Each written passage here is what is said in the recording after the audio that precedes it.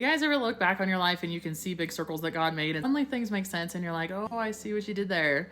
Well, for me in my life, writing is one of those God circles. I love to write ever since I was a kid. I wrote as much as I could in junior high and high school on yearbook and newspaper staffs and stuff like that. I actually graduated high school and went to college with a plan to become a journalist. See, I had this big idea that I could become a journalist, write for my favorite rodeo magazines. So that way I could go to the rodeo, I could compete in the rodeo, and I could write articles about it, and this is what I could do for a living. I also wanted to become a photographer, so I could just submit my own pictures too. I was in the journalism program at my college my freshman year, but then at the end of my freshman year, I was talked out of being in the journalism program.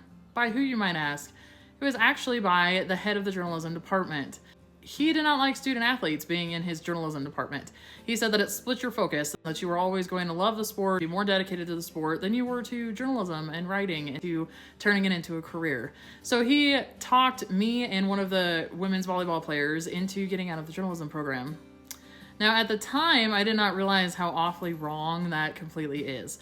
I was just at the end of my freshman year of college thinking, what am I supposed to do now? A friend of mine talked me into going and talking to their counselor, who happened to be the head of the agriculture department, and agriculture is my way of life and always has been.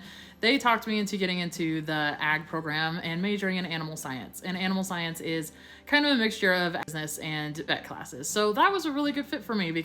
Well, the good news is I did turn it into a career as a massage therapist, and I successfully did that for 12 years, among other things, but that was my biggest passion. Now here's another God moment for you. At the end of 2023, I was diagnosed with a chronic illness. This chronic illness is an autoimmune disease that causes my own body to attack my joints. It's called rheumatoid arthritis for short.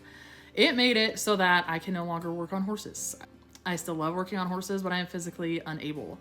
For a while there, I was actually physically unable to walk, to drive, to eat, to do hardly anything. That's a story for a different video. However, what I ended up dealing with while I was beginning treatment, starting to heal up and learn how to deal with this major life change, I wasn't involved in anything that I was normally involved in anymore. I literally only had two things left.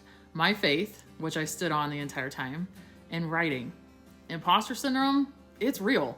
And at that time, my book had been published for less than a year. I could already feel imposter syndrome coming on strong. As I thought about the future and what is my life going to look like now, I felt imposter syndrome pushing writing out of the picture.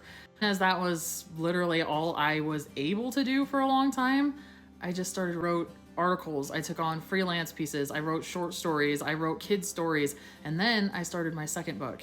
And before I knew it, imposter syndrome, gone. So it turned from I am a writer with a question mark to I'm a writer. This is what God has planned for me. God took my dream of becoming a journalist, turned it into a very real reality of becoming an author. So I hope you guys can look back at things in your life and see some God circles like I can. Drop them in the comments. Let's talk about it. Until I talk to you guys next time, have a very beautiful day.